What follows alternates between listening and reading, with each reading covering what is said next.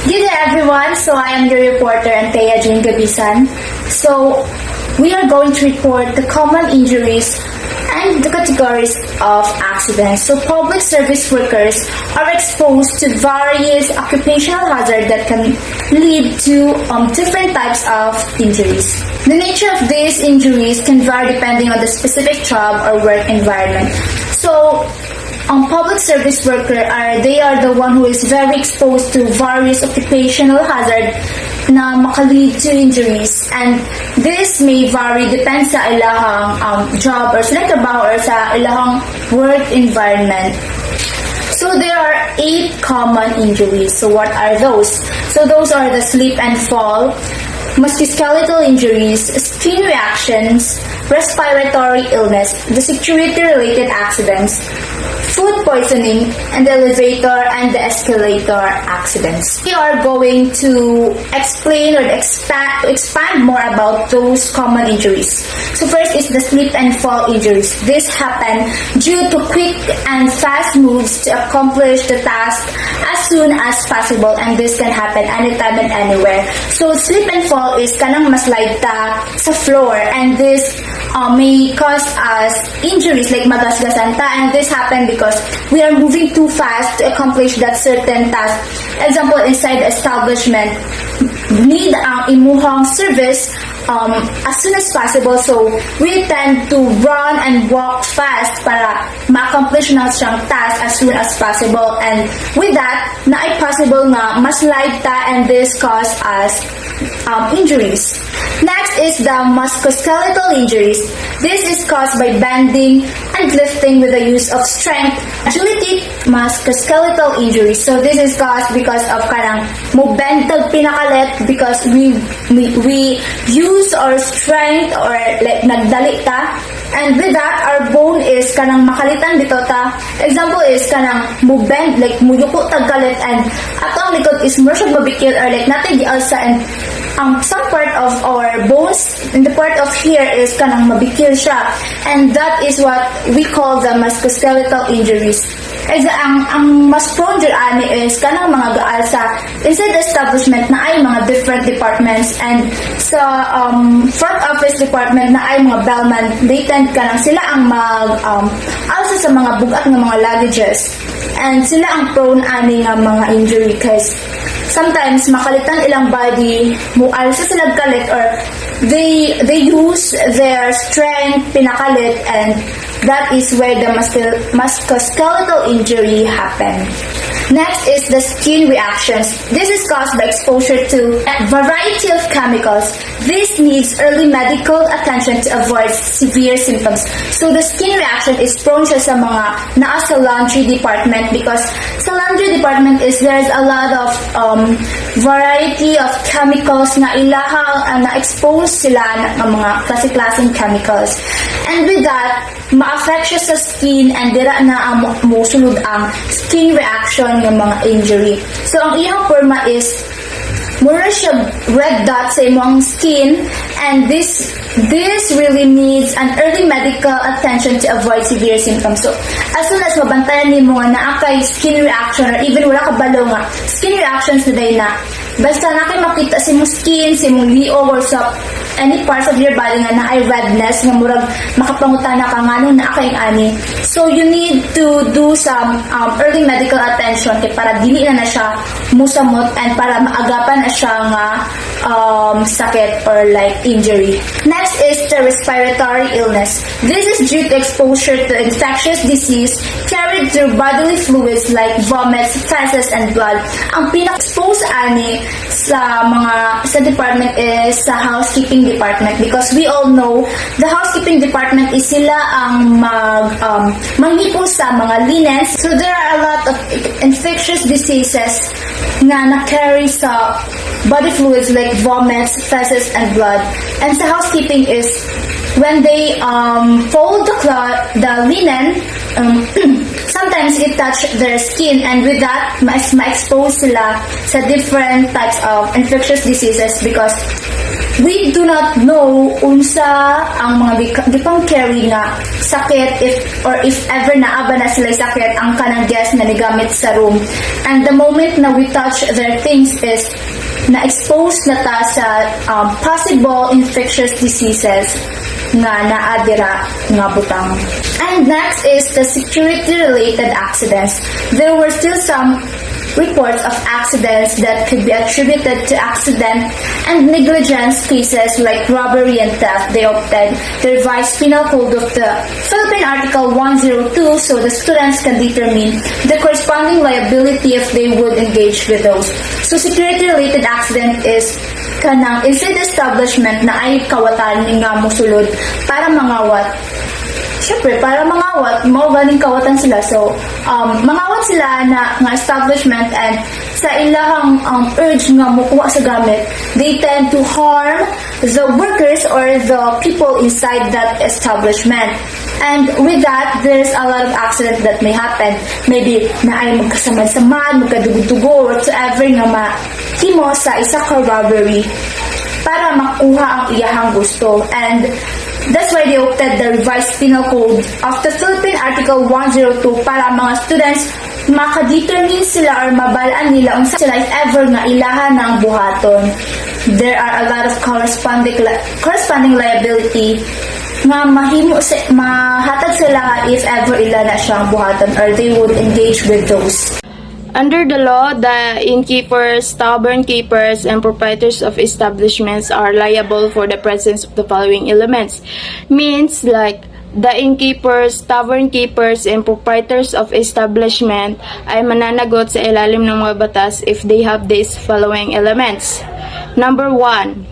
The innkeeper, tavern keeper, and proprietor of establishment or his employee violated a municipal ordinance or some general or police regulation. So kaning innkeeper like maoni, so like we are in a hotel, maoni ang owner or the one who manage. Then kaning tavern keeper is the one who keep the tavern or manage the tavern. Tavern is like alcoholic beverages, and proprietor is like the one who holds a property or a owner of a business. Then it is stated here that if they violate or their employee violated a municipal ordinance or some police regulation, they will receive penalties under Article 102 revised penal code such as imprisonment or punishment. Second, a crime is committed in such in tavern or establishment. So, ang krimen ay nagawa sa isang naturang establishmento. Pangatlo, the person criminally liable is insolvent. So, ang taong may pananagutan sa krimen ay walang kabayaran. Now, in the second paragraph of Article 102, when all of the following elements are present, the innkeeper is subsidiarily liable. Element number 1, the guests have notified in advance the innkeeper or the person representing him, or should we say assistant innkeeper, about the deposit of their goods or belongings or property of the guest within the inn. Then the second, the guests have followed the direction of the innkeeper or his representative concerning the care and vigilance of their goods. So the last element, robbery or thief, took such goods of the guest lodging in terrain.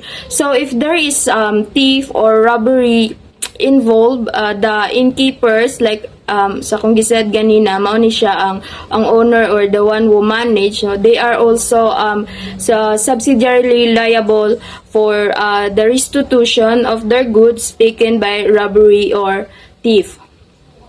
So now, let's proceed to food poisoning. So it is stated here that food poisoning usually caused by undercooked food, cross-contamination in the kitchen, or her negligent preparation measures. So food poisoning, everyone, is an illness caused by contaminated food and undercooked food. So there are some symptoms of food poisoning, like you feel like you have fever, headache, dizziness, vomiting, and diarrhea. So in in EDSA Shangri-La 2011. It's a five-star hotel. There is an allegedly report of food poisoning where the victims are participants of the Convention of Heart Specialists from all over the country. And also in Dumaguete City way back 2013, there is also allegedly report where a total of 158 athletes and coaches are hospitalized after they allegedly suffered food and water poisoning. So, the athletes and coaches brought to Negros Oriental Provincial Hospital after they are experiencing symptoms of food poisoning sa atong giingon, headache, fever, and dizziness, vomiting, and diarrhea. So there are some ways to cure food poison, like avoid certain foods and substances until you are feeling better, and you must relax and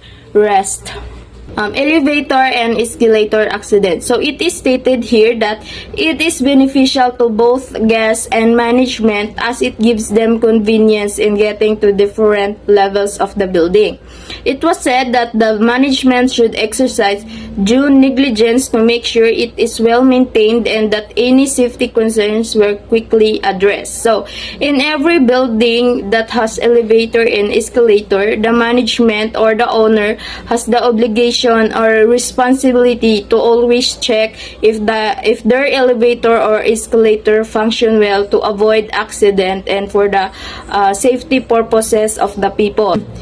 And to avoid accident in the escalator, check the direction of the escalator before you board. While in elevator, just watch your step and don't try to open the elevator door when it is already closed to avoid accident. So these are the categories of accidents. Accidents occur when there is an intentional external action at a particular time and place, with the non-apparent and deliberate cause but with marked effects. It is adverse outcome which could have been recognized and attended with before its happening. There are many tourism-related activities which are susceptible to harm and damage people, poverty. Examples will presented as per category. So, ang accident is di dyan na to mahibawan. So, we need to be careful. So, these are the example. Accidents due to fortuitous events or acts of God. Accidents in connection with these categories are beyond the contemplation of man. The causes are not within the bounds of man. So, napoy aksidente nga dili pod na to, dili kitay gahimo kundi ang Ginoo or kalit-kalit lang siya. For example, earthquakes, volcanic eruption, flood, landslide, erosion, fire, storm, o typhoon. So, ang landslide is kung magbagyo, maglandslide yun na, depende if asang area. So, sample number 2, transportation accidents. Modes of transportation are not free to danger of meeting an accident, no matter how diligent the operation are because of the different perils attaching on it. Operators in the tourism industry usually create packages with the following different modes of transportation to accommodate tourists. So, example, ani is ang air, water, land, o landslide. So, the last one, accidents due to activities. There are various activities in connection with tourism industry that are susceptible to give harm and danger. Here are some accidents be confronted while enjoying the activities. Example, kanang pool accident. If malingaw jud ka, so dili jud ka kabantay. What if na nalunod tapos wa nimo nabantayan. So mo na siya. And then animal bites or attack. Like example imong alaga. So di man jud kakabaw even if buta na siya napoy sometimes nga kuan na siya kanang aggressive. Yeah, example number 3 is drowning. Number 4 is electrocution. That's all. Thank you.